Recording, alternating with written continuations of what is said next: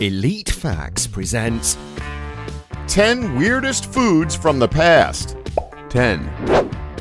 Water saucy, a soup of the waste not want not variety. Essentially, you took a bunch of miscellaneous small fish, pretty much anything that might be left at the end of the fisherman's day, and boiled them in water with parsley roots, a bit of wine, and some vinegar, if available. The resulting soup was thin, green, and fishy.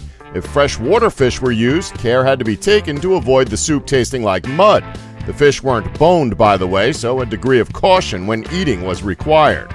9. Soused pig's face. This was a pig's head boiled for hours with cow heels and rubbed with salt before being brined for several days. The brine was flavored with lemon or lime, pepper, and a touch of cayenne. The dish of snout, ears, eyes, grinning jaw, etc. was served with mustard and vinegar to those with a hearty appetite for pickled meat. If a daintier dish was desired, after the brining, the meat was removed from the bones, chopped, placed in a stoneware jar or mold, and the strained liquid from the original cooking was poured over it and cooled until set, not unlike a modern brawn. 8. Slink. When cows or sheep are slaughtered, if they're pregnant, they often spontaneously abort the fetus when they die, or the fetus is removed when the carcass is processed. Victorian butchers offered these aborted calves and lambs to their customers, and farmers to their families and employees, as slink veal or slink lamb, a protein for those who couldn't afford better cuts of meat. 7. Well-hung pheasant. Well, before you ask, no, this isn't the name of a porn film extra. Game such as venison and game birds like pheasant, grouse, partridge, etc. were hung up to age and improved the meat's flavor and tenderness. Victorians liked their meat very well hung indeed. Recommendations for hanging pheasant ranged from 6 to 7 days or until blood ran out of the beak, via Louis Eustache Ude, the French cook, to hanging from the feet until they dropped off. No refrigeration, so you can guess the inevitable result. Some preferred their meat or bird hung until it went green and maggoty. Meat is still hung today, though under much cleaner conditions. But a few hunters still like their dinner so gamey it tries to crawl off the plate. 6. Flour soup. A simple recipe. First, you make a brown roux by cooking butter and flour in a pan. Add boiling water, salt, and caraway seeds, stirring until smooth, and voila, soup. Another variation substitutes nutmeg for the caraway. We can only imagine the desperation and empty cupboard of the cook who had to serve this dish. While mealsoupa is a traditional soup of Switzerland, modern recipes include such tasty things as onions, chicken or beef stock, and grated cheese like Parmesan. 19th century dinner guests received a literal flour soup.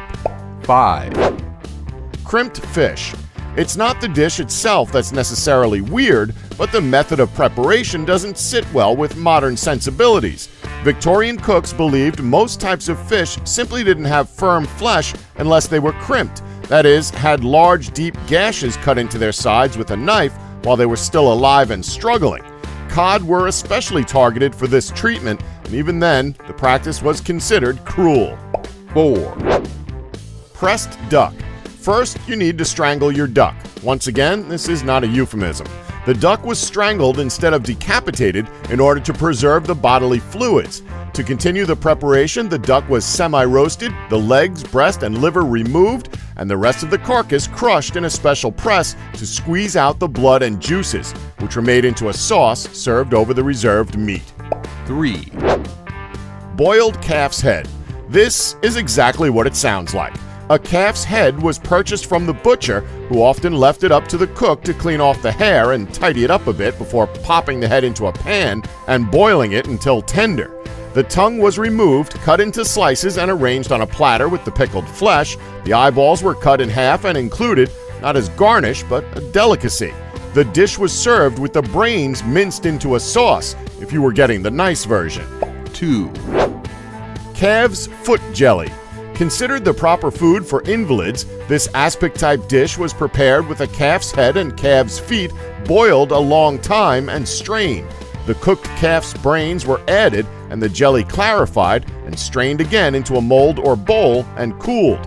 The unappetizing grayish jelly was supposed to be congealed enough to slice.